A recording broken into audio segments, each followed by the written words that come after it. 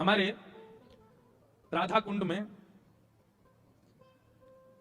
रघुनाथ दास जी षट गोस्वामी हुए अपनी गौड़िया वैष्णव परंपरा में, उसमें एक रघुनाथ दास जी थे।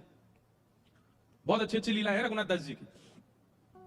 तो रघुनाथ दास जी का नियम था केवल फलाहार करते थे। धीरे धीरे धीरे उन्होंने फलाहार भी छोड़ दिया, केवल दूध पीने लगे। धीरे धीरे उन्होंने वो भी छोड़ दिया, एक एक करुआ केवल छाछ पीते थे, उसी से पूरा दिन निकालते थे। एक दिन वो बहुत जोर से बीमार पड़ गए।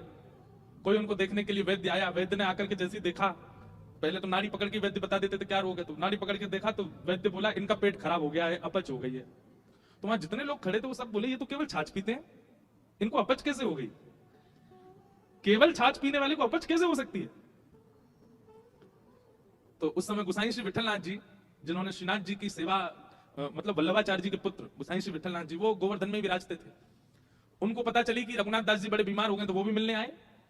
मिलने तो आए, लेकिन व्यंग में आके बोले, हे रघुनाथ, हमने तो सुना था कि तुम केवल छाछ पीते हो, पर वैद्य से पता चला तुमको अपच हो गई। इसका मतलब चोरी चुपके खूब माल उड़ाते हो, खूब धुआंधार जो है मालपुआ उड़ाते हो, तभी तुमको अपच हो गई है। रघुनाथ दास जी बोले, नहीं मैं तो छाछ ही पीता हूं। बोले, पर तुमको अपच कैसे हो गई? बोले, मैं तो प्रत्यक्ष रूप से छाछ पीता हूं, पर जब मैं मानसी में जाता हूं, नेत्र बंद करके चिंतन में जाता हूं, वहां प्रिया प्रियतम 56 भोग खिलाते हैं, उससे अपच हो गई मेरे को। और वो अपच प्रत्यक्ष में दिखने लगी। सोचो, इस बात पर पढ़े लिखे लोग विश्वास नहीं करेंगे, पर यह वास्तविकता है।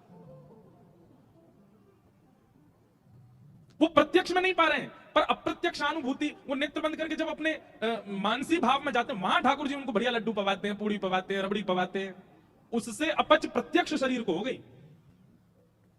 ये बात सुनकर के गोसाई जी के नेत्र सजल हो गए। रघुनाथ दास जी को हृदय से लगा लिया, बोले, जय हो, तुम्हारी भक्ति को प्रणाम कि तुमको ठाकुर जी प्रत्यक्षानुभूति करा देते हैं।